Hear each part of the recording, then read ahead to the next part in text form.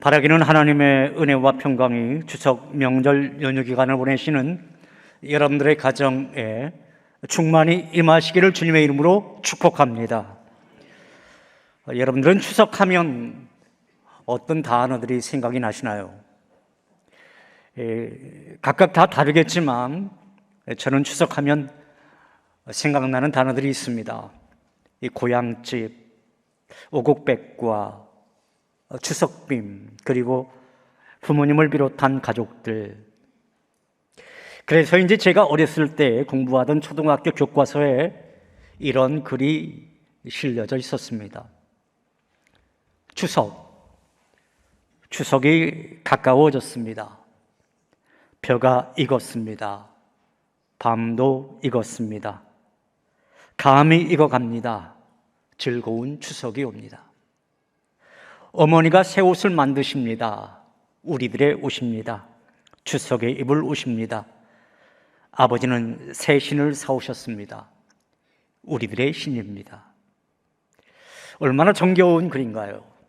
벼가 익어가고 있고 밤과 감이 익어가는 추석, 그리고 어머니와 아버지가 만들어주시고 사주신 추석빔을 입고 가족들이 함께 웃음꽃을 피우며 성편을 빚던 추석, 이것이 우리들의 옛 추억 속에 있는 추석 명절의 모습이지요. 그런데 여러분, 요즘 이 시대의 모습은 어떠한지요? 마냥 즐겁지만은 않은 것이 추석 명절 아닌가요? 여러분, 그 이유가 무엇 때문인가요? 혹시 가족 간의 엉클어진 관계 때문은 아닐까요? 여러분은 최근 방송을 통해서 송파 일가족 사망 사건을 접하셨을 겁니다. 일가족 5명이 서울과 경기 김포 등 세 곳에서 숨진 채 발견된 사건이지요. 한 공간이 아닌 각자 다른 곳에서 모두 사망했다라고 하는 점, 그리고 어린 딸과 시어머니는 가족에 의해 타살되었고 나머지 가족은 스스로 목숨을 끊었을 것이라고 하는 정황이 수사당국에 의해 밝혀지면서 많은 국민들에게 큰 충격을 준 사건입니다. 물론 우리는 그 가정이 그동안 겪어야만 했던 그 고통을 잘 알 길은 없습니다. 그러나 남편과 시누이가 작성한 것으로 추정되는 유서에는 채무 문제로 인한 가족 간 갈등이 있었다라고 하는 내용이 있었다라고 하는 것을 볼 때에 금전적인 갈등과 부채 문제로 인해서 가족이 함께 목숨을 버렸다라고 하는 사실을 우리는 쉽게 추론해 볼 수가 있습니다. 여러분은 그 사건을 접하면서 무슨 생각이 드셨습니까? 저는 그 사건을 보면서 가슴이 참 아팠습니다. 돈이 무엇이길래 한 가정을 저렇게 파멸시킬 수가 있는가? 그리고 채무에 시달리는 어른들은 너무너무 힘들어서 나쁜 생각을 할 수 있었다 치더라도 왜 아무 죄도 없는 어린아이까지 자신들의 소유물인 양 저렇게 죽이고 세상을 떠난단 말인가? 참 너무나도 답답했습니다. 이 시간 저는 여러분들에게 묻고 싶은 것이 있습니다. 여러분의 가정은 안녕하십니까? 여러분의 가족관계에는 어려움이 없으신가요? 너무나 뻔한 질문을 제가 여러분들에게 드렸죠. 우리 삶 속에 늘 평안한 가정이 어디 있겠습니까? 다 문제가 있기 마련이지요. 또 가족관계에 어려움이 없는 가정이 어디 있겠습니까? 남이 모르는 관계적인 고통이 어느 가정에나 있기 마련이지요. 딸을 예고에 보낸 한 집사님이 계셨어요. 딸은 남달리 피아노를 잘 쳤다라고 그래요. 어려서부터 상이라고 하는 상을 휩쓸 정도로 피아노를 너무나 잘 쳤습니다. 이제 그 딸이 예고를 졸업할 때 그 실력을 인정받아서 독일의 그 대학에 그 전액 장학금을 받고 유학 가기로 결정이 되었어요. 얼마나 좋은 일입니까? 그런데 독일로 출국하기 얼마 전에 딸이 시름시름 앓는 거예요. 그래서 병원에 가보았더니 3개월밖에 살지 못한다라고 하는 그런 선고를 받게 됩니다. 그 집사님은 그 사실을 받아들일 수가 없었어요. 그래서 목사님을 찾아가서 기도 부탁을 하면서 고백을 합니다. 제가 지금까지 제 딸에게 한 말은 밥 먹어, 피아노 쳐, 두 마디뿐이었습니다. 그러면서 그 목사님에게 부탁하는 거예요. 목사님, 기도해 주세요. 우리 딸에게 먹어, 쳐, 그런 말 말고 다른 말도 할 수 있게 그렇게 해주고 싶어요. 하지만 그 집사님에게 그 기회는 더 이상 주어지지 않았다고 그래요. 여러분, 가족을 잃어본 사람들은 비로소 깨닫게 됩니다. 좋은 사람과 살아서 행복했던 것이 아니라는 것, 그저 함께 사는 것 자체가 행복이라고 하는 것을 깨닫게 됩니다. 그래서 저는 오늘의 메시지를 이 대목부터 시작하려고 합니다. 첫째, 모든 가정에는 관계의 어려움이 있더라는 것입니다. 한번 따라 해볼까요? 모든 가정에는 관계의 어려움이 있더라. 오늘 본문은 야곱 이야기의 한 부분이지요. 야곱은 하나님의 도움으로 처자식과 재산을 모두 이끌고 그토록 그리워하던 아버지 집으로 돌아가는 그 가나안 땅으로 향하는 그러한 여정에 이르게 됩니다.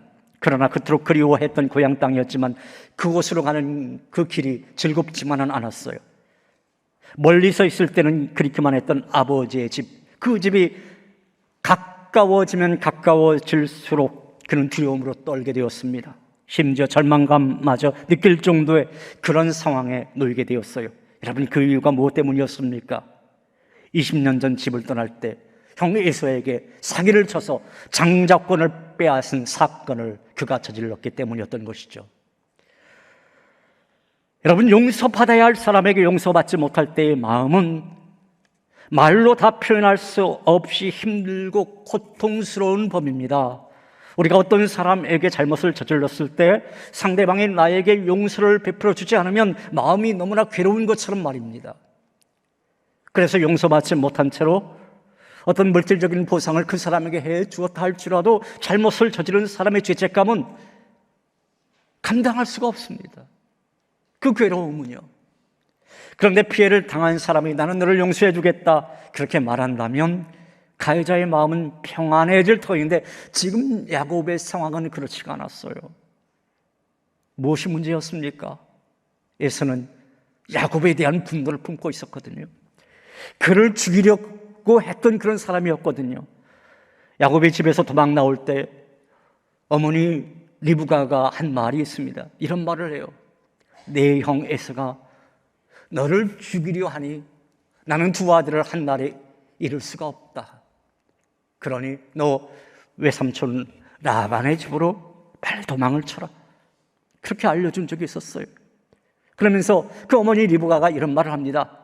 내 형, 그 에서의 성질이 좀 죽으면, 그리고 화가 풀리면 네가 집으로 돌아올수록 내가 기별을 해주겠다. 그런 말을 하고 그 아들 야곱을 떠나보냅니다. 그런데요, 20년이 지났어요. 기별이 안 오는 겁니다. 여러분, 기별이 안 왔다라고 하는 것은 형 에서가 마음을 아직도 풀지 못했다라고 하는 그 뜻 아니겠습니까? 계속해서 집안에 있으면서 아버지와 그 어머니에게, 이삭과 그 리브가에게 내 동생 만나면 죽여버리겠다, 이를 팍팍 갈았던 그런 20년 동안의 세월, 아직까지도 감정이 나빴다라고 하는 것을 그렇게 의미해 주는 것이겠죠. 이렇게 야곱은 형 에서를 향한 두려움과 갈등을 갖고 있었어요. 이 갈등과 두려움과 미움의 관계를 해결하기 전에는 야곱의 마음에는 평강이 있을 수가 없었습니다. 그런데 이런 갈등은요, 우리들의 가족들과 형제들 사이에도 있고 우리의 삶의 현장에도 있을 수 있다는 말이죠. 겉으로 보기에는 서로가 다 평안해 보여도 속으로 들어가 보면은 갈등이 있고 증오가 있고 그러한 것을 보게 됩니다. 가족이란 서로 보지 않을 수도 없고 헤어질 수도 없는 그런 사이지만 가족끼리 갈등의 관계 때문에 서로가 서로에게 상처를 주고 또 그것 때문에 관계가 단절되어지는 안타까움을 겪는 가정들이 너무나 많이 있더란 말입니다. 그런데 여러분, 이 갈등이라고 하는 단어를 한자 사전에서 찾아보면요, 칡과 등나무라고 하는 그러한 뜻이 담겨져 있다라고 하는 것을 아십니까? 칡과 등나무가 서로 엉켜서 복잡한 관계를 만드는 것처럼 인간 관계 속에서도 여러 가지 복잡한 문제가 발생하더라라고 하는 거예요. 우리는 사도행전을 공부하면서 초대교회 안에 헬라파와 히브리파가 존재했으며 두 그룹 사이에 어떤 갈등이 있었다라고 하는 사실을 알고 있습니다. 이 사실이 우리에게 시사해 주는 것이 있어요. 무엇입니까? 하나님의 교회 안에서도 인간들이 모여 사는 곳에는 때때로 이러한 저런 갈등이 생길 수 있다라고 하는 거예요. 여러분, 이것은 이상한 것이 아니라 자연스러운 일이다라고 하는 것입니다. 마찬가지예요. 가정 안에서도 부부 사이에 갈등이 있을 수가 있는 거예요. 서로 전혀 다른 두 사람만 만났잖아요. 그 다른 두 사람이 만나서 하나의 가정을 이루어 살다 보면 왜 크고 작은 갈등들이 생기지 않겠습니까? 물론 대개 신혼 때는 갈등이 많이 일어나지 않아요. 그래서 처음에는 뭐 행복 에 된장 끓는 소리가 보글보글 납니다. 첫 아이 낳고 나면 그 아이가 너무나 귀여워서 이 아이가 나를 닮았다느니 지 예비를 꼭 닮았다느니 그런 말을 하죠. 그리고 그 아이가 좀 말을 몇 마디 하게 되면 꼭 무슨 말을 합니까? 이 아이가 언어 천재라느니 동네방네 다 소문내지 않습니까? 그러다가 그 아이가 속을 썩이기 시작하면 여러분 어떡합니까? 꼭 속 썩이는 것이 누구 닮았다고요? 지 애비 닮아가지고 저렇다고. 그렇잖아요. 표현이 달라지고 말이 거칠어지고 그러다가 갈등이라고 하는 것이 시작이 되는 겁니다. 이렇게 가정이든지 교회 안에서든지 이런저런 갈등이 생길 수가 있는 것, 어떻게 보면 자연스러운 현상이다, 그렇게 말할 수 있는 겁니다. 갈등 자체를 너무 비관적으로 볼 필요는 없어요. 어느 가정이든지 어느 공동체든지 이 갈등이라고 하는 것은 존재하기 마련입니다. 문제는 어떻게 이러한 갈등을 극복하느냐 하는 데 있는 거예요. 서로 존중해주고 자신을 낮추고 다른 사람을 섬기는 태도로 임한다면 갈등을 극복할 수가 있는 것이고 오히려 더 건강한 공동체로 거듭날 수가 있는 것이죠. 사랑하는 여러분, 소망하기는 여러분 가정에 엉클어진 관계가 있다고 한다면 그 관계의 문제가 잘 해결됨으로 말미암아 갈등이 오히려 건강한 공동체를 거듭날 수 있는 그러한 계기가 되시기를 주님의 이름으로 축원합니다. 오늘 여러분과 나눌 두 번째 메시지는 갈등의 관계를 푸는 열쇠는 하나님 안에 있다고 하는 것입니다. 한번 따라해 볼까요? 갈등의 관계를 푸는 열쇠는 하나님 안에 있다. 야곱은 닷단 아람에서 무려 20년을 지내게 됐죠. 고생 끝에 하나님의 은혜로 많은 재산을 모으게 되었고 두 아내와 아들, 딸 그리고 종들을 거느리게 되었습니다. 이제 20년 만에 고향 땅으로 금이 환영하는 야곱의 모습을 여러분의 머릿속으로 한번 상상해 보시기 바랍니다. 하지만 20년 전 그의 형 에서가 품은 원한이 아직도 풀리지 않은 것 같아 보였어요. 종들에게 소식을 들어보니까 에서가 군사 400명을 데리고 야곱을 치러 온다 라고 하는 거예요. 따라서 이건 금의 환영이 아니라 최악의 경우에 목숨까지 위태로운 그러한 상황이었어요. 창세기 32장 6절 7절의 말씀이 그때 그 상황을 아주 단적으로 설명해 주고 있는 구절이 있습니다. 우리 이 말씀 자막을 보면서 같이 한번 읽어보죠. 사자들이 야곱에게 돌아와 이르되 우리가 주인의 형 에서에게 이른즉 그가 400명을 거느리고 주인을 만나려고 오더이다. 야곱이 심히 두렵고 답답하여 자기와 함께한 동행자와 양과 소와 낙타를 두 떼로 나누고. 한마디로요, 야곱은 죽을 지경이었던 거예요. 죽을 지경이었어요. 20년 만에 찾아가는 고향 땅이었지만 두렵고 답답했습니다. 이렇게 답답한 상황을 맞이한 야곱의 처신을 여러분 한번 눈여겨보십시오. 하나님을 믿노라 하면서도 여전히 야곱은 어떻습니까? 자기 자신의 어떤 생각과 경험, 능력을 갖고 어떻게든 해보려고 애쓰는 그런 야곱. 인간적인 욕심과 꾀로 살다가 그토록 그렇게 오랫동안 고생했으면 이제 정말 정신 좀 차릴만 했건만 인간적인 술수를 써서 이 문제를 또 해결해 보려고 하는 그 야곱의 모습을 보면 정말 안타까운 모습이 아닐 수가 없습니다. 그는 형 에사의 마음을 물질로 달래보려고 자신의 소유 중 많은 짐승들을 뇌물로 보내게 돼요.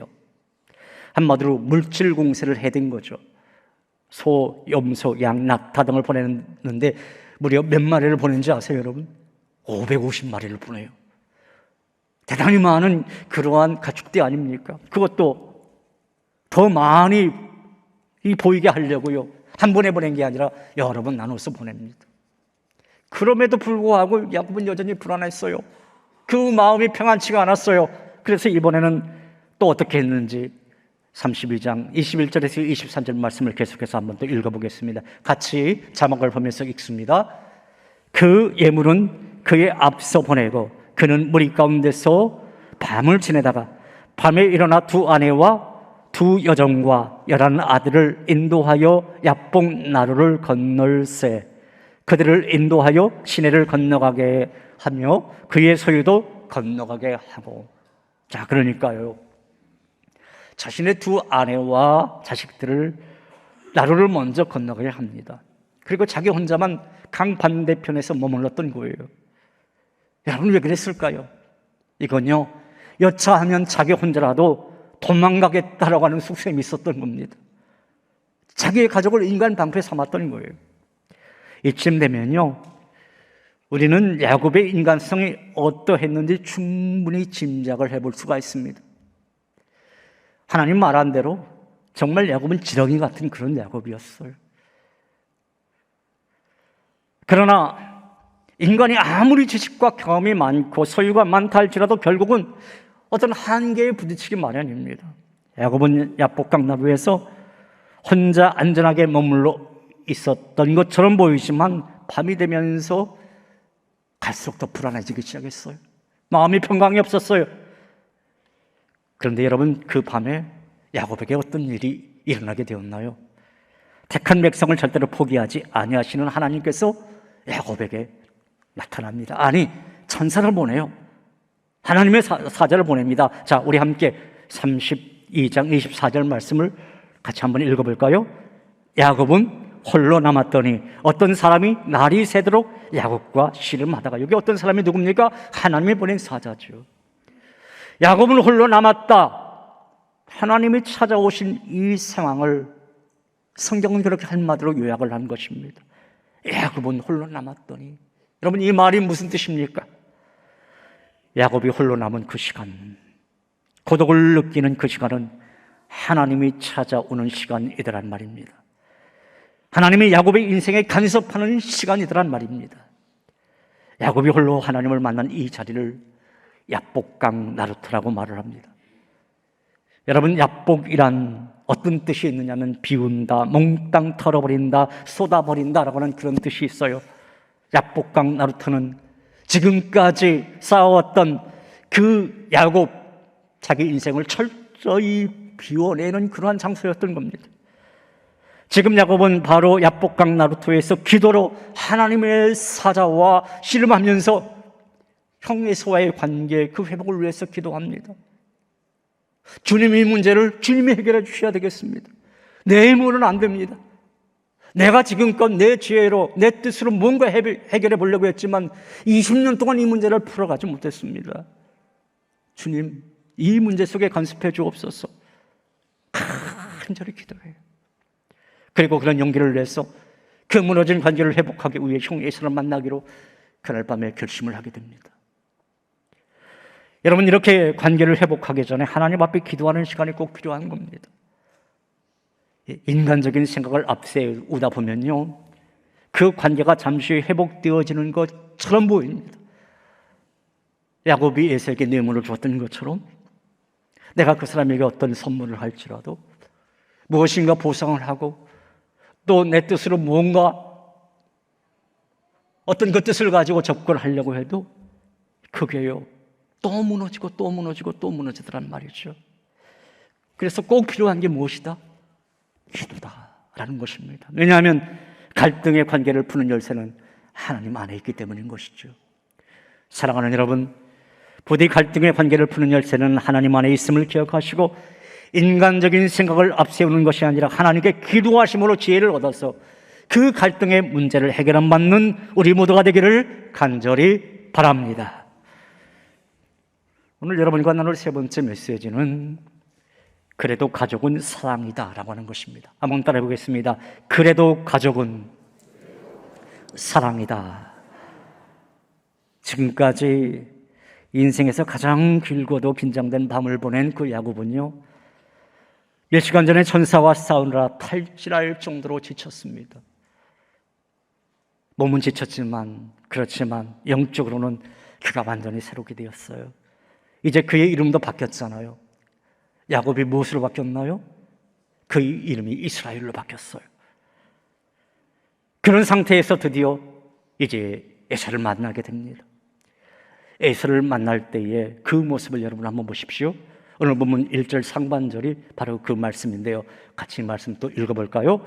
야곱이 눈을 들어 보니 에서가 400명의 장정을 거느리고 오고 있는지라. 이제 날이 밝아 형에게로 가게 되었는데 큰일 났습니다. 정말 야곱의 눈에 형 에서가 거느리고 오는 400명의 장정이 보이는 거예요. 이 400명의 장정은요, 군인대예요, 군인들. 갈림길에 쓴 거죠. 형을 피해 이제 다시 또 도망갈 것인가? 형의 손에 죽을 것인가? 형이 과연 나를 반갑게 맞아줄 것인가? 아니면 칼을 들고 달려들 것인가? 야곱의 머리가 막 복잡해졌을 것 같아요. 그 순간 야곱이 결단을 내립니다. 어떤 결단입니까? 자, 3절에 있는 말씀 같이 보죠. 같이 읽습니다. 자기는 그들 앞에서 나아가되 몸을 7번 땅에 굽히며 그의 형 에서에게 가까이 가니. 야곱은 더 이상 형을 피해 도망가지 않기로 결심을 합니다. 형에게 가까이 가서 7번 몸을 땅에 굽히고 절을 해요. 이거 쉽지 않은 결단이었어요. 용기가 필요한 그런 선택이었습니다. 하지만 야곱은요, 더 이상 형과의 갈등의 관계를 그냥 내버려 두고 싶지 않았습니다. 적극적으로 형 앞에서 이 얽힌 실타래 같은 관계를 풀기 원했던 것입니다. 그래서 형에게 나아가서 머리를 굽히면서 절하면서 용서를 구하게 되는 거죠. 그런데 이때 어떤 일이 벌어집니까? 아주 놀라운 일이 벌어지는데요, 함께 오늘 보면 4절에 있는 말씀 보죠. 같이 한번 읽어보겠습니다. 에서가 달려와서 그를 맞이하여 안고 목을 어긋맞추어 그와 입 맞추고 서로 우니라. 야곱이 이제 에서를 볼 때에 처음에는 무슨 생각이 들었을까요? 형 에서가 화를 내면서, 야, 네가 나를 속이고 장자권 탈취해가지고 도망갈 때는 언제냐? 이제 다시 네가 뻔뻔하게 20년 만에 나타난 그 이유가 뭐냐? 야단칠 줄로 예상했었어요. 그런데 그런 일이 일어나지 않았습니다. 오히려 에서가 어떡합니까? 야곱을 얼싸하면서 눈물을 흘려요. 에서가 먼저 안아줬어요. 에서가 목을 어긋맞추고 입을 맞춥니다. 그리고 서로 웁니다. 20년 만에 형제가 얼싸하는 거예요. 야곱이 그렇게 먼저 주도적으로 했나요? 아니에요. 형 에서가 그토록 나를 죽이려고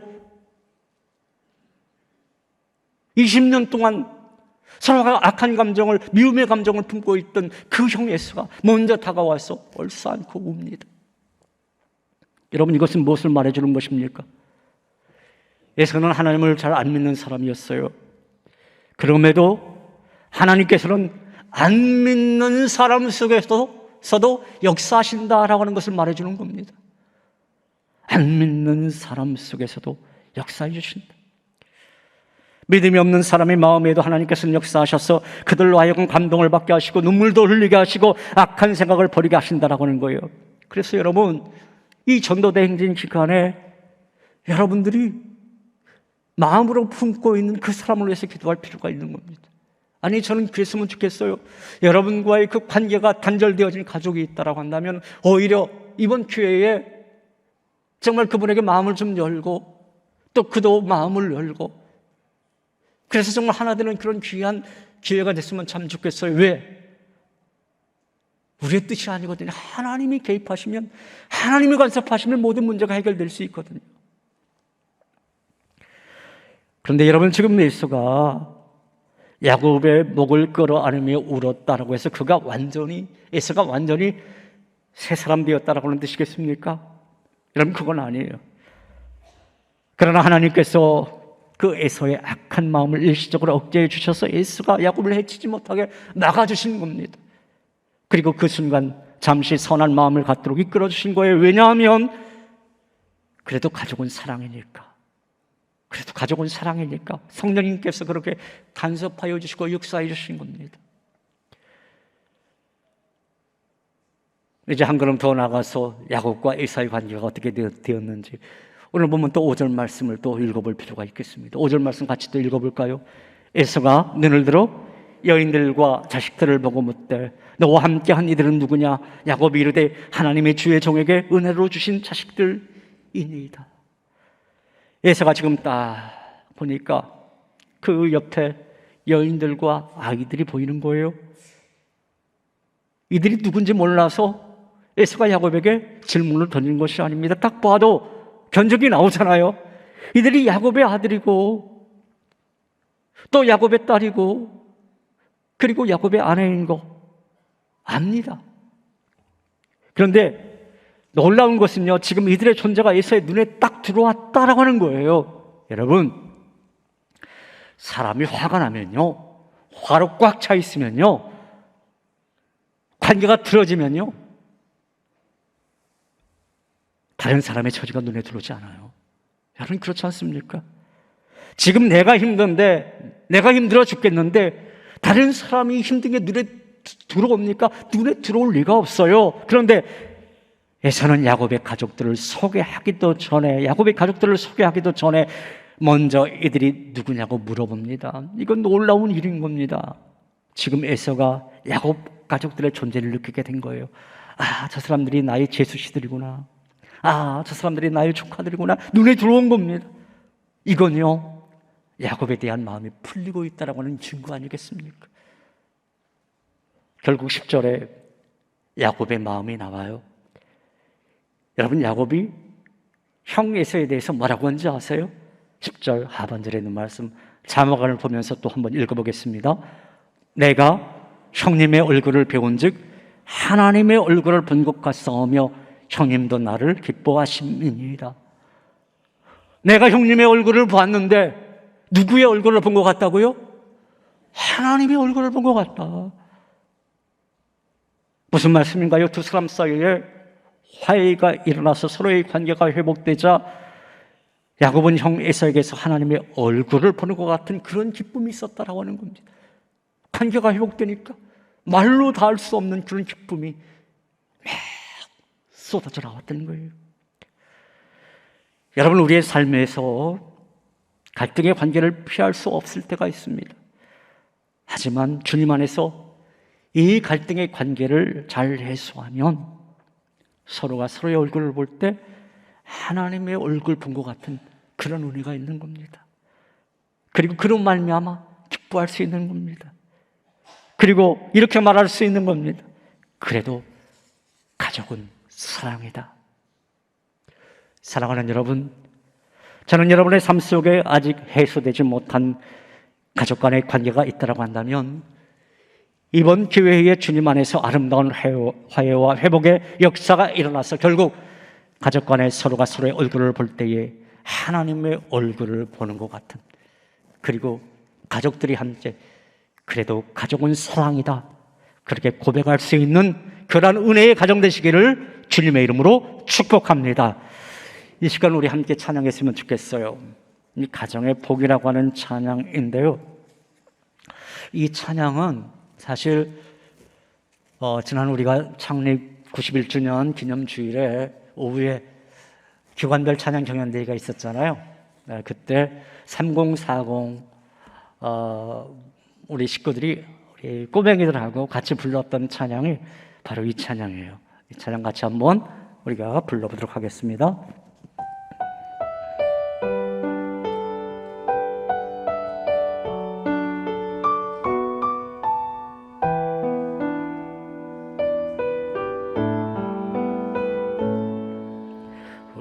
우리 가정이 주 섬김이 가장 좋은 복입니다. 우리 가정에 주 계심이 가장 좋은 복입니다. 우리 가정이 건강하고 우리 가정이 건강하고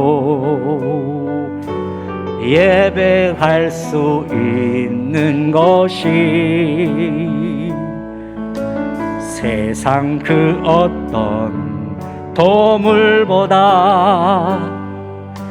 가장 좋은 복입니다.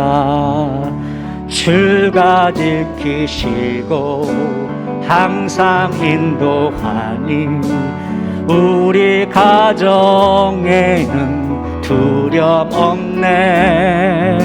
살아가는 동안 항상 찬송하며 함께 예배하며 살아가리라. 다시 한번요. 우리 가정이 주 섬김이 가장 좋은 복입니다. 우리 가정에 주 계심이 가장 좋은 복입니다. 우리 가정이 건강하고 우리 가정이 건강하고 예배할 수 있는 것이 세상 그 어떤 보물보다 가장 좋은 복입니다. 주가 지키시고 항상 인도하니 우리 가정에는 두려움 없네. 살아가는 동안 항상 찬송하며 함께 예배하며 우리 양손 높이 들고 주가 지키시고 항상 인도하니 우리 가정에는 두려움 없네. 살아가는 동안 항상 찬송하며 함께 예배하며 살아가. 다시 한번 주가 지키시고 항상 인도하니 우리 가정에는 두려움 없네. 살아가는 동안 항상 찬송하며 함께 예배하며 살아가리라. 함께 예배하며 살아가리라. 할렐루야. 하나님 앞에 영광의 박수 올려드립니다. 할렐루야. 아메리칸 인디언 체로키 부족은 참으로 죄가 많은 민족이었다라고 그래요. 한 늙은 체로키 부족의 족장이 그의 손자에게 인생이란 무엇인가에 대해서 이렇게 말을 합니다. 에야, 손자야, 우리 모두의 마음속에는 항상 커다란 싸움이 일어나고 있단다. 그것은 마치 두 마리의 늑대의 싸움과 같은 거야. 한 마리의 늑대는 사악하지. 그 한 마리는 항상 노여움이 많고 죄의식을 느끼고 자아를 슬퍼하게 한단다. 반면에 다른 한 마리의 늑대는 좋은 늑대란다. 그는 즐길 줄도 알고 사랑할 줄도 알고 희망에 대해서 말을 하고 자기 자신을 늘 신뢰하고 있단다. 그 말에 손자가 물었어요. 할아버지, 그 두 늑대 중에 누가 이겼나요? 그 손자의 질문에 할아버지의 대답은 이러했습니다. 그건 내가 먹이를 주어 키운 놈이 이긴단다. 그건 내가 먹이를 주어 키운 놈이 이긴단다. 여러분은 지금 여러분의 마음에 무엇을 키우고 있나요? 혹시 갈등을 키우고 있나요? 아니면 사랑을 키우고 있나요? 바라기는 여러분 모두 불평하고 원망하고 분노하는 마음, 그거 키우지 마시고요. 감사를 심고 키워가는, 화해를 심고 키워가는, 기도를 심고 키워가는, 그래서 그러므로 말미암아 여러분의 엉클어진 그 가족 관계가 하나님의 은혜로 화해를 이루고 회복을 이루는, 그래서 결국에는 그래도 가족은 사랑입니다. 그렇게 함께 고백할 수 있는 가족의 복이 여러분 가정에 충만하시기를 주님의 이름으로 축원합니다. 하나님 아버지 감사합니다. 추석 명절 그래도 하나님의 은혜 가운데 보낼 수 있도록 주님 감사하여 주시오니 감사합니다. 그런데 이 추석 명절을 보내면서 관계가 단절된 사람도 있고 또 우리의 마음을 아프게 하는 그런 사람도 있습니다. 주님, 이 문제, 이 갈등의 문제를 우리가 어떻게 해결할 수 있겠습니까? 야곱이 발버둥 쳐도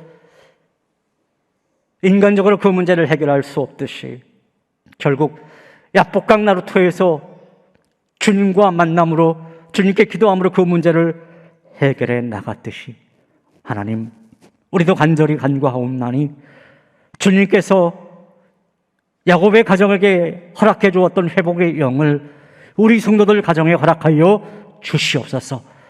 이제 갈등을 뛰어넘어서 회복을 이루고, 그리고 모든 가족이 그래도 우리 가족은 사랑이다, 그렇게 함께 노래할 수 있는 복된 가정 되게 하여 주시옵소서. 예수님 이름으로 기도하옵나이다. 아멘.